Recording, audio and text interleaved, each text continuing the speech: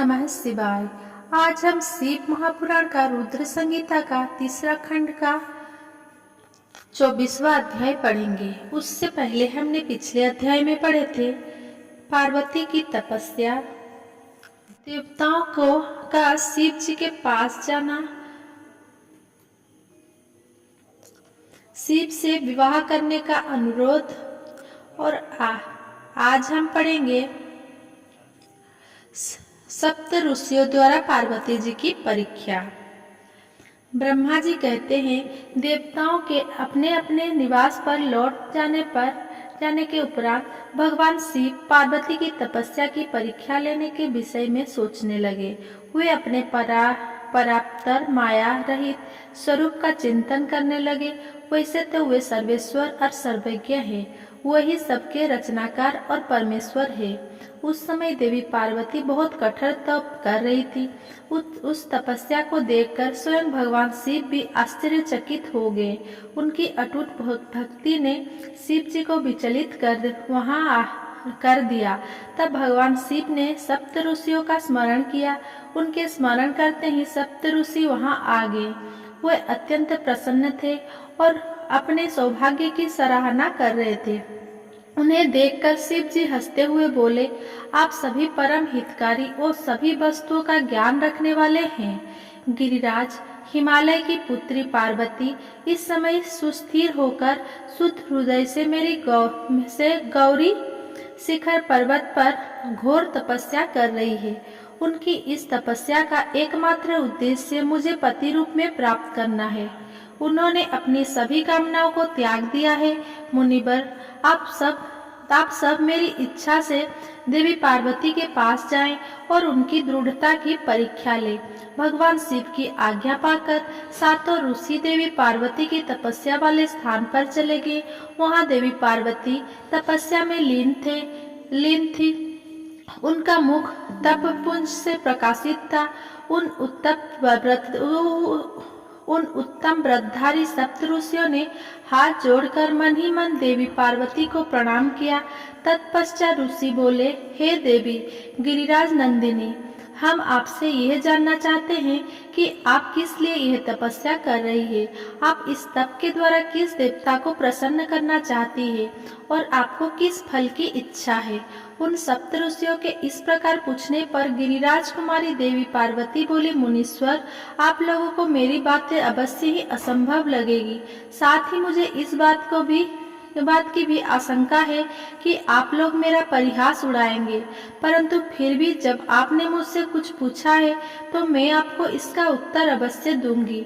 मेरा मन एक बहुत उत्तम कार्य के लिए तपस्या कर रहा है। वैसे तो यह कार्य होना बहुत मुश्किल है, तथापि मैं इसकी सिद्धि हेतु पूरे मनोयोग से कार्य कर रही हूँ। देवर्षि नारद द्वारा दिए गए उपदेश के अनुसार मैं भगवान शिव को पति रूप में प्राप्त करने के लिए उनकी तपस्या कर रही हूँ। मेरा मन सर्वथा उन्हीं के ध्यान में मग्न रहता है तथा मैं उन्हीं के चरणों बिंदुओं का चिंतन करती रहती हूँ। देवी पार्वती का यह वचन सुनकर सप्तर्षि हंसने लगे और पार्वती को तपस्या मार्ग से निवृत्त करने के उद्देश्य से मिथ्या वचन बोलने लगे। उन्होंने कहा, हे हिमालय पुत्री पार्वती, देवर्षि नारद तो व्यर्थ ही अपने को महान पंडित मानते हैं। उनके मन में क्रूरता भरी रहती है। आप तो बहुत समझदार दिखाई देती है, क्या आप उनको समझ नहीं पाई? नारद सदैव छल कपट की बातें करते हैं। वे दूसरों को मोह माया में डालते रहते हैं। उनकी बातें मानने से सिर्फ हानि ही होती है। प्रजापति दक्ष के पुत्रों को उन्होंने ऐसा उपदेश दिया कि वे हमेशा के लिए अपना घर छोड़कर चले गए। दक्ष के अन्य पुत्रों को भी उन्होंने बेघर कर दिया और वे भिखारी बन गए। विद्याधर चित्रकेतु का नारद से घोर घर उजाड़ दिया।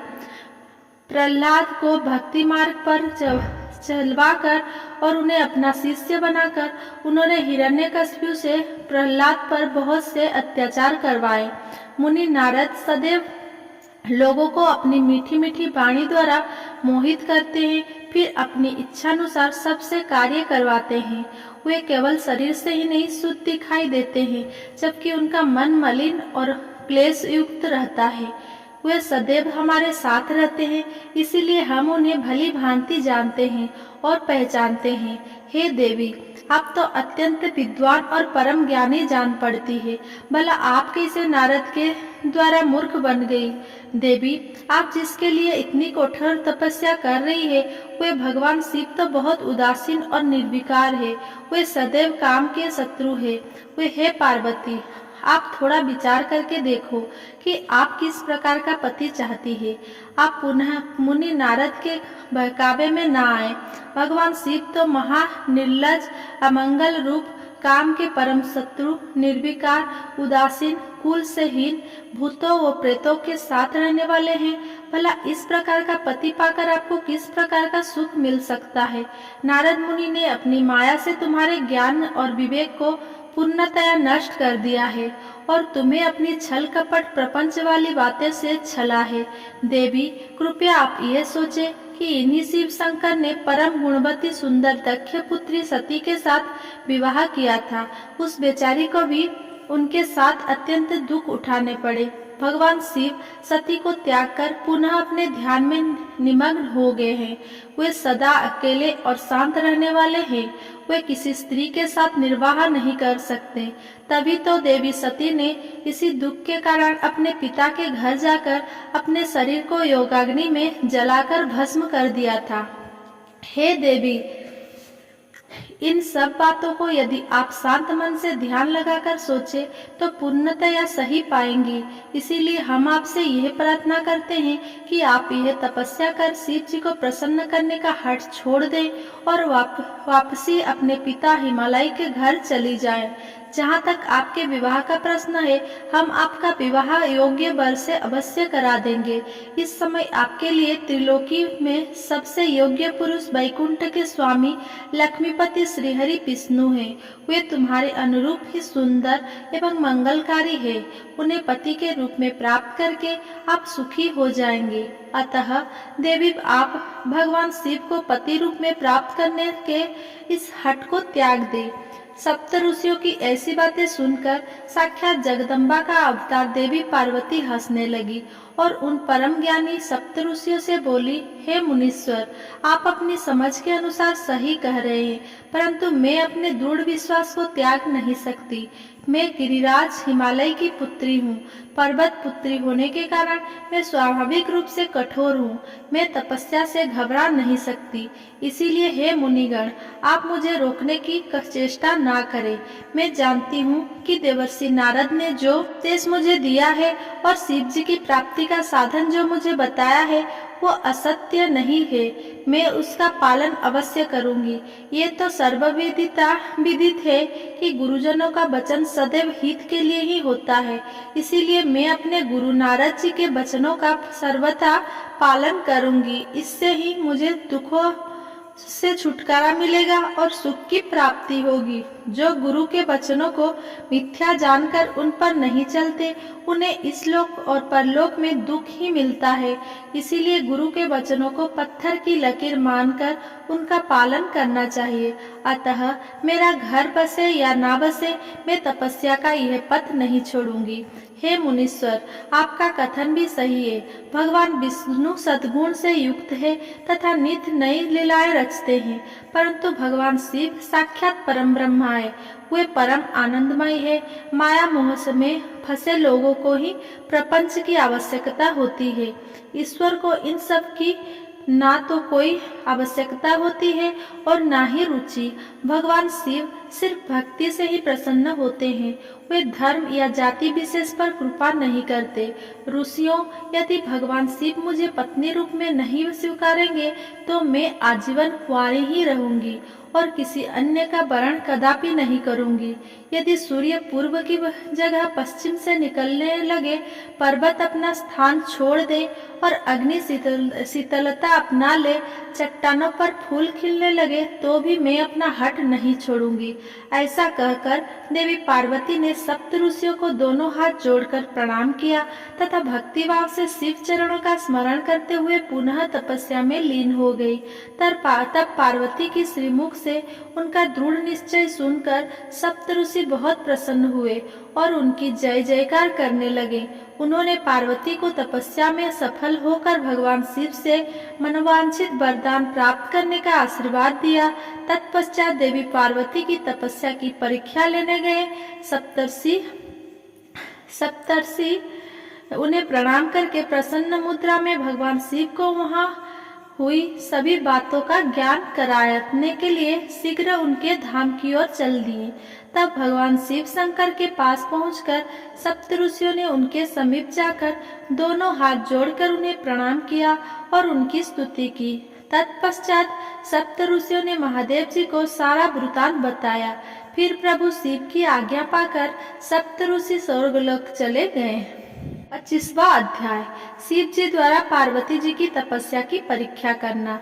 ब्रह्मा जी बोले, हे मुनि श्रेष्ठ नारद, सप्तऋषियों ने पार्वती जी के आश्रम से आकर त्रिलोकीनाथ भगवान शिव को वहां का सारा वृतांत सुनाया। सप्तऋषियों के अपने लोक चले जाने के पश्चात शिव जी ने देवी पार्वती की तपस्या की स्वयं परीक्षा लेने के बारे में सोचा। परीक्षा लेने के लिए महादेव जी ने एक तपस्वी का रूप धारण किया और उस स्थान की ओर चल दिए जहाँ पार्वती तपस्यारत थी।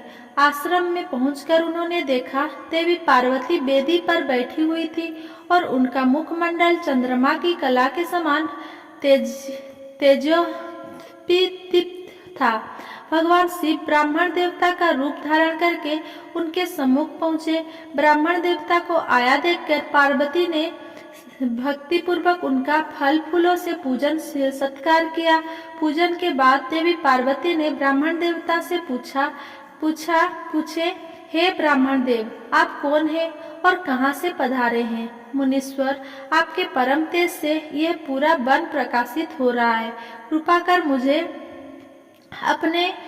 अपने यहाँ आने का कारण बताइए। तब ब्राह्मण रूप धारण किए हुए महादेव जी बोले, मैं इच्छानुसार विचरने वाला ब्राह्मण हूँ।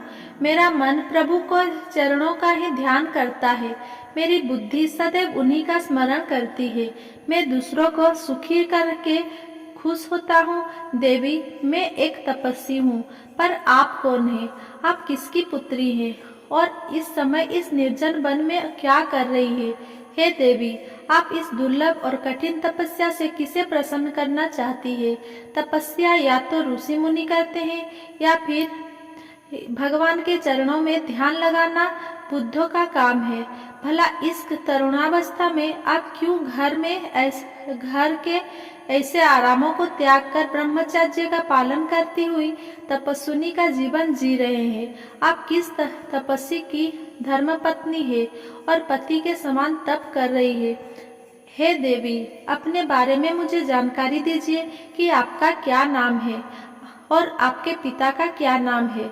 किस प्रकार आप तप के प्रति आसक्त हो गई? क्या आप वेदमाता गायत्री है, लक्ष्मी है अथवा सरस्वती है? देवी पार्वती बोली, हे मुनि श्रेष्ठ, ना तो मैं वेद माता गायत्री हूँ, ना लक्ष्मी और ना ही सरस्वती हूँ। मैं गिरिराज हिमालय की पुत्री पार्वती हूँ। पूर्व जन्म में मैं प्रजापति दक्ष की पुत्री सती थी, परंतु मेरे पिता दक्ष द्वारा मेरे पति भगवान शिव का अपमान देखकर मैंने योगाग्नि द्वारा अपने शरीर को जलाकर भस्म कर दिया था। इस जन्म में भी प्रभु शिव शंकर की सेवा करने का मुझे अवसर मिला था। मैं नियम पूर्वक उनकी सेवा में व्यस्त थी, परंतु दुर्भाग्य से कामदेव के चलाए गए बाणों के फलस्वरूप शिव जी को क्रोध आ गया और उन्होंने कामदेव को अपने क्रोध की अग्नि से भस्म कर दिया और वहां से उठकर चले गए। उनके इस प्रकार चले जाने से मैं पीड़ित होकर उनकी प्राप्ति का प्रयत्न करने हेतु तपस्या करने गंगा के तट पर चली आई हूँ। यहाँ मैं बहुत लंबे समय से कठोर तपस्या कर रही हूँ ताकि मैं शिव जी को पुनः पति रूप में प्राप्त कर सकूं, परंतु मैं ऐसा करने में सफल नहीं हो सकी हूँ। मैं अभी अग्नि में प्रवेश करने ही वाली थी कि आपको आया देखकर ठहर गई। अब आप चाहिए मैं अग्नि में प्रवेश करूंगी, क्योंकि भगवान शिव ने मुझे स्वीकार नहीं किया है। ऐसा कहकर देवी पार्वती उन ब्राह्मण देवता के सामने ही अग्नि में समा गई।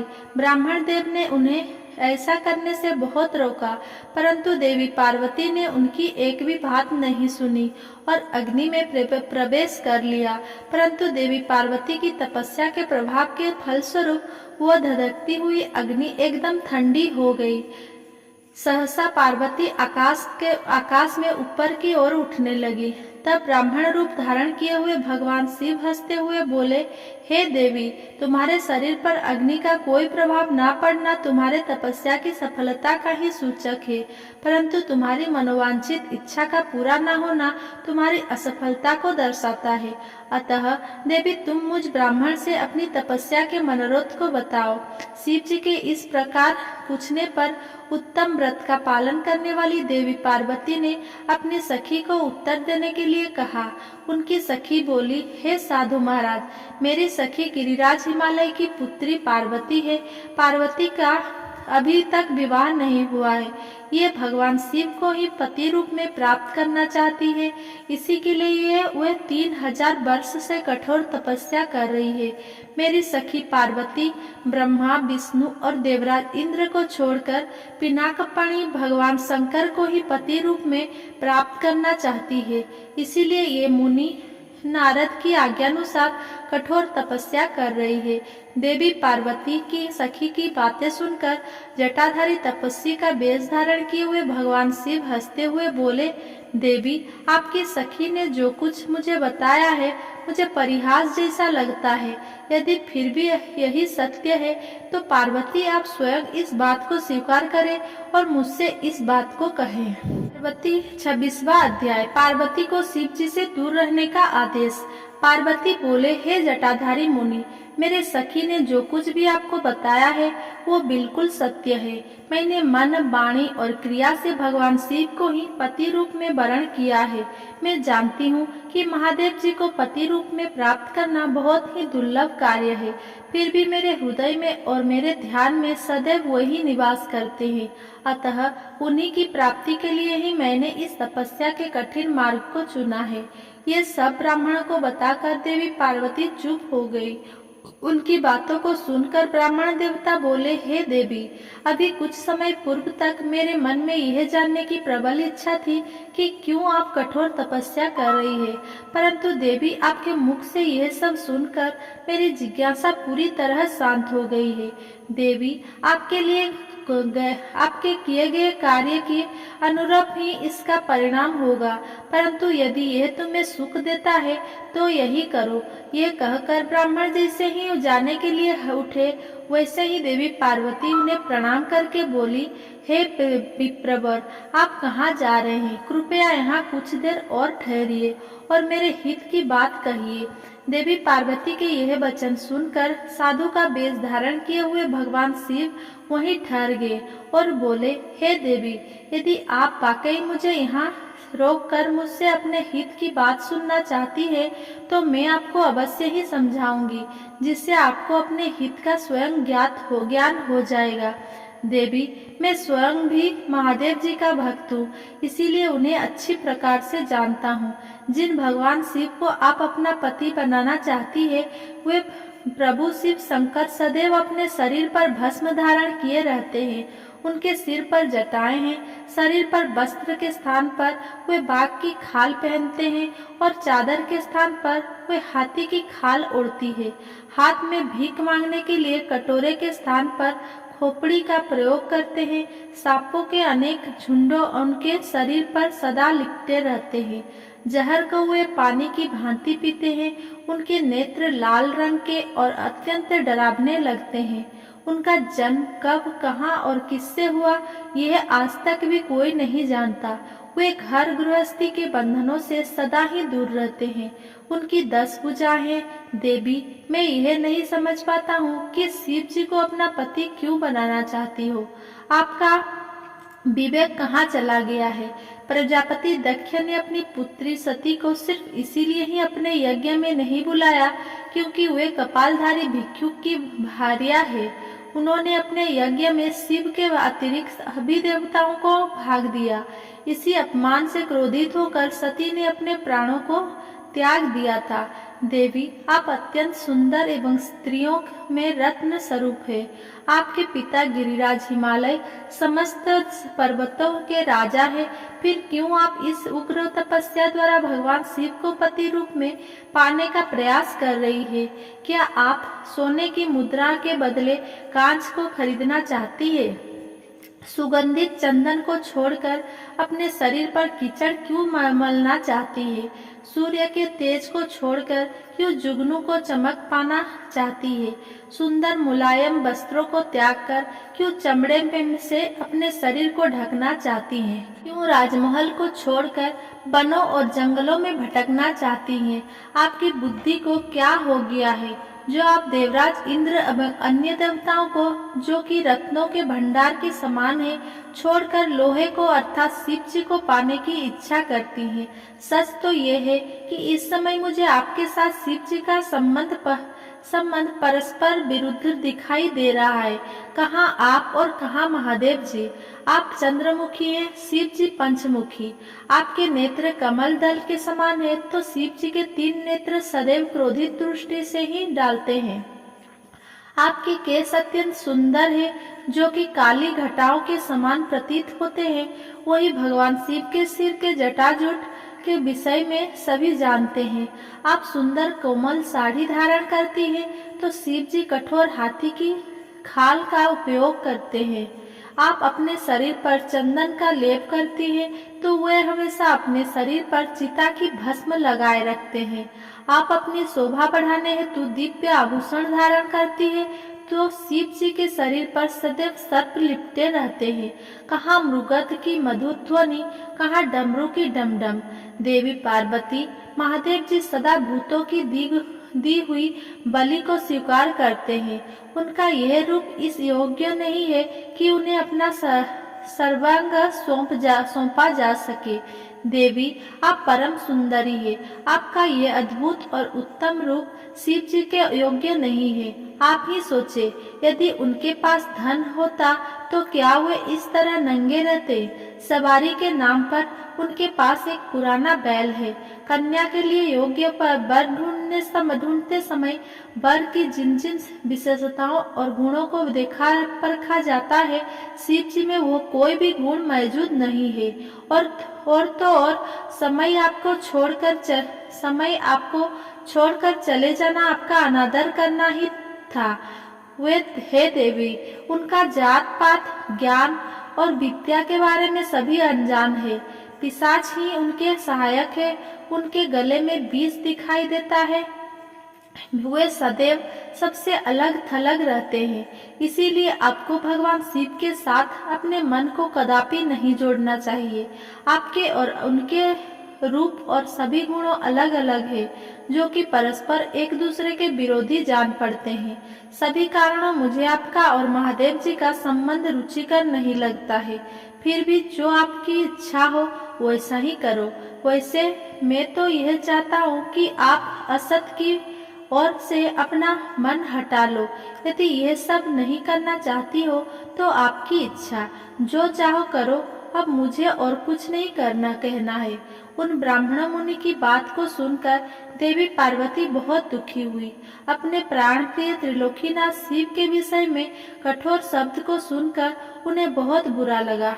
वे मन ही मन क्रोधित हो गई, लेकिन मन ही मन यह भी सोच रही थी कि शिव के सदैव को स्थूल दृष्टि से देखने परखने का प्रयास करने वाले कैसे जान सकते हैं। संसारी व्यक्ति मंगल अमंगल को अपने सुख के साथ जोड़कर देखता है, वो सत्य को कहाँ देख पाता है।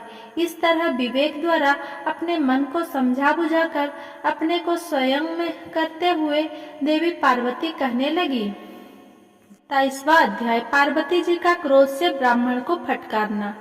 पार्वती बोली, हे ब्राह्मण देवता, मैं तो आपको परम ज्ञानी महात्मा समझ रही थी, परंतु आपका भेद मेरे सामने पूर्णतः खुल चुका है। आपने शिव जी के विषय में मुझे जो कुछ भी बताया है वो मुझे पहले से ही ज्ञात है, पर वो यह बात यह सब बात सर्वथा झूठ है, इसमें सत्य कुछ भी नहीं है। आपने तो कहा था कि आप शिव जी को अच्छी प्रकार से जानते हैं। आपकी बातें सुनकर लगता है कि आप झूठ बोल रहे हैं, क्योंकि ज्ञानी मनुष्य कभी भी त्रिलोकीनाथ भगवान शिव के विषय में कोई भी अप्रिय बात नहीं कहते हैं। यह सही है कि लीलावश शिव जी कभी कभी अद्भुत वेश धारण कर लेते हैं, परंतु सच्चाई तो ये है कि वे साक्षात परम ब्रह्मा है, वही परमात्मा है। उन्होंने स्वेच्छा से ऐसा वेश धारण किया है। हे ब्राह्मण, आप कौन हैं जो ब्राह्मण का रूप धरकर मुझे छलने के लिए यहाँ आए हैं? आप ऐसी अनुचित और असंगत बातें करके एवं तर्क वितर्क करके क्या साबित करना चाहते हैं? मैं भगवान शिव के स्वरूप को भली भांति जानती हूँ। वास्तव में शिव जी निर्गुण ब्रह्मा है। समस्त गुणों ही जिनका स्वरूप है, भला उनकी जाति कैसे हो सकती है? शिव जी तो सभी विद्याओं का आधार है, भला फिर उनको विद्या से क्या काम हो सकता है? पूर्व काल में भगवान शिव ने ही श्रीहरि विष्णु को संपूर्ण वेद प्रदान किए थे, जो चराचर जगत के पिता हैं। उनके भक्तजन मृत्यु को भी जीत लेते हैं, जिनके द्वारा इस प्रकृति की उत्पत्ति हुई है, जो सभी तत्वों के आरंभ के विषय में जानते हैं। उनकी आयु का माप कैसे किया जा सकता है? भक्त वत्सल शिव जी सदा ही अपने भक्तों के बस में ही रहते हैं। वे अपने भक्तों को प्रसन्न होने पर प्रभु शक्ति, उत्साह शक्ति और मंत्र शक्ति नामक अक्षय शक्तियाँ प्रदान करते हैं। उनके परम चरणों का ध्यान करके ही मृत्यु को जीता जा सकता है। इसीलिए शिव जी का मृत्युंजय नाम से जाना जाता है। भगवान शिव की कृपा प्राप्त करके ही विष्णु जी को विष्णुत्व, ब्रह्मा जी को ब्रह्मत्व और अन्य देवताओं को देवत्व की प्राप्ति हुई है। भगवान शिव महाप्रभु है। ऐसे कल्याणमयी भगवान शिव की आराधना करने से ऐसा कौन सा मनोरथ है जो सिद्ध नहीं हो सकता? उनकी सेवा न करने से मनुष्य 7 जन्मों तक दरिद्र होता है। वही दूसरी ओर उनका भक्ति पूर्वक पूजन करने से सदैव के लिए लक्ष्मी की प्राप्ति होती है। भगवान शिव के समक्ष 8 सिद्धियां सिर झुकाकर इसीलिए नृत्य करती हैं कि भगवान उनसे सदा संतुष्ट रहें। भला ऐसे भगवान शिव के लिए कोई भी वस्तु कैसे दुर्लभ हो सकती है? भगवान शिव का स्मरण करने से ही सबका मंगल होता है। इनकी पूजा के प्रभाव से ही उपासक की सभी मनोकामनाएं सिद्ध हो जाती है। ऐसे निर्विकारी भगवान शिव में भला विकार कहाँ से और कैसे आ सकती है? जिस मनुष्य के मुख में सदैव शिव का मंगलकारी नाम रहता है, उसके दर्शन मात्र से ही सब पवित्र हो जाते हैं। आपने कहा था कि वे अपने शरीर पर चिता की भस्म लगाते हैं। ये पूर्णतया सत्य है, परंतु उनके शरीर पर लगी हुई यह भस्म जब जमीन पर गिरकर झड़ती है, तो क्यों सभी देवता उस भस्म को अपने मस्तक पर लगाकर अपने को धन्य समझते हैं? अर्थात उनके स्पर्श मात्र से ही अपवित्र वस्तु भी पवित्र हो जाती है। भगवान शिव ही इस जगत के पालनकर्ता, सृष्टिकर्ता और संहारक है। भला उन्हें कैसे साधारण बुद्धि द्वारा जाना जा सकता है? उनके निर्गुण रूप को आप जैसे लोग कैसे जान सकते हैं? दुराचारी और पापी मनुष्य भगवान शिव के स्वरूप को नहीं समझ सकते। जो मनुष्य अपने अहंकार और अज्ञानता के कारण शिव तत्व की निंदा करते हैं, उनके जन्मों का सारा पुण्य भस्म हो जाता है। हे ब्राह्मण, आपको ज्ञानी महात्मा जानकर मैंने आपकी पूजा की है, परंतु आपने शिव जी की निंदा करके अपने साथ साथ मुझे भी पाप का भागी बना दिया है। आप घोर शिवद्रोही है। शास्त्रों में बताया गया है कि शिवद्रोही का दर्शन हो जाने पर शुद्धिकरण हेतु स्नान करना चाहिए तथा प्रायश्चित करना चाहिए। ये कहकर देवी पार्वती का क्रोध और बढ़ गया और वे बोले, अरे दुष्ट, तुम तो कह रहे थे कि तुम शंकर को जानते हो, परंतु सच तो ये है कि तुम उन सनातन शिव जी को नहीं जानते हो। भगवान शिव परम ज्ञानी सत्पुरुष के प्रियतम और सदैव निर्विकार रहने वाले हैं। वे मेरे अभिष्ट देव हैं। ब्रह्मा और विष्णु भी सदा महादेव जी को नमन करते हैं। सारे देवताओं द्वारा शिव जी को आराध्य माना जाता है। काल भी सदा उनके अधीन रहता है। वे भक्त वत्सल शिव शंकर ही सर्वेश्वर है और हम सबके परमेश्वर है। वे दीन दुखियों पर अपनी कृपा दृष्टि बनाए रखते हैं। उन्हीं महादेव जी को पति के रूप में प्राप्त करने हेतु ही मैं शुद्ध हृदय से इस वन में घोर तपस्या कर रही हूँ कि वे मुझे अपनी कृपा दृष्टि से कृतार्थ कर मेरे मन की इच्छा पूरी करे। ऐसा कहकर देवी पार्वती चुप हो गई और निर्विकार होकर पुनः शांत मन से शिव जी का ध्यान करने लगी। उनकी बातों को सुन ब्राह्मण देवता ने जैसे ही कुछ कहना चाहा, पार्वती ने मुंह फेर लिया और अपनी सखी विजया से बोली, सखी, इस अधम ब्राह्मण को रोको। ये बहुत देर से मेरे आराध्य प्रभु शिव की निंदा कर रहा है। अब पुनः उनके ही विषय में कुछ बुरा भला कहना चाहता है। शिव निंदा करने वाले के साथ साथ शिव निंदा सुनने वाला भी पाप का भागी बन जाता है। अतः भगवान शिव के उपासकों को शिव निंदा करने वाला का वध कर देना चाहिए। यदि शिव निंदा करने वाला कोई ब्राह्मण है तो उसको त्याग कर देना चाहिए तथा उस स्थान से दूर चले जाना चाहिए। ये दुष्ट ब्राह्मण है, अतः हम इसका वध नहीं कर सकते, इसीलिए हम इसका तुरंत त्याग कर देना चाहिए। हमें इसका मुंह भी नहीं देखना चाहिए। हम सब आज इसी समय इस स्थान को छोड़कर किसी दूसरे स्थान पर चले जाते हैं ताकि इस अज्ञानी ब्राह्मण से पुनः हमारी भेंट ना हो। इस प्रकार कहकर देवी पार्वती ने जैसे ही कही और चले जाने के उद्देश्य से अपना पैर आगे बढ़ाया, वैसे ही भगवान शिव अपने साक्षात रूप में उनके सामने प्रकट हो गए। देवी पार्वती ने अपने ध्यान के दौरान शिव के जिस स्वरूप का स्मरण किया था, शिव जी ने उन्हें उसी रूप के साक्षात दर्शन करा दिए। साक्षात भगवान शिव शंकर को इस तरह अनायास ही अपने सामने पाकर गिरिजा नंदिनी पार्वती का सिर शर्म से झुक गया। तब भगवान शिव देवी पार्वती से बोले, हे प्रिय, आप मुझे यहाँ अकेला छोड़कर कहाँ जा रही है? देवी, मैं आपकी इस कठोर तपस्या से अत्यंत प्रसन्न हुआ हूँ। मैंने सभी देवताओं एवं ऋषि मुनियों से आपकी तपस्या और दृढ़ निश्चय की प्रशंसा सुनी है, इसीलिए आपकी परीक्षा लेने की ठान कर मैं आपके सामने चला आया हूँ। तब आप मुझसे कुछ भी मांग सकती हैं, क्योंकि मैं जान चुका हूँ आप अप्रतिम सौंदर्य की प्रतिमा होने के साथ साथ ज्ञान, बुद्धि और विवेक का अनूठा संगम है। आज आपने अपने उत्तम भक्ति भाव से मुझे अपना खरीदा हुआ दास बना दिया है। सुस्थिर चित्त वाली देवी गिरिजा, मैं जान गया हूँ कि आप ही मेरे सनातन पत्नी है। मैंने अनेकों प्रकार से बार बार आपकी परीक्षा ली है। हे देवी, मेरे इस अपराध को आप क्षमा कर दे। हे शिवे, इन तीनों लोकों में आपकी समान अनुरागिणी कोई ना है, ना थी और ना ही कभी हो सकती है। मैं आपके अधीन हूँ। देवी, आपने मुझे पति बनाने का उद्देश्य मन में लेकर ही ये कठिन तपस्या की है, अतः आपकी इस इच्छा को पूरा करना मेरा धर्म है।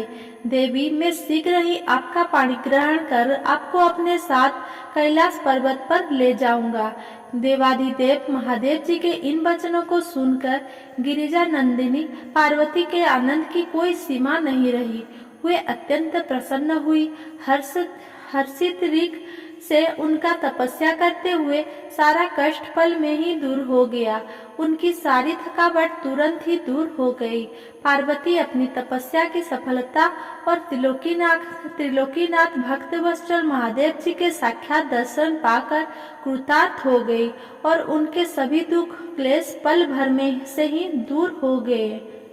अगर मेरा ये वीडियो आपको पसंद आया हो तो मेरा वीडियो को लाइक, कमेंट, शेयर करें और मेरा चैनल को सब्सक्राइब करें।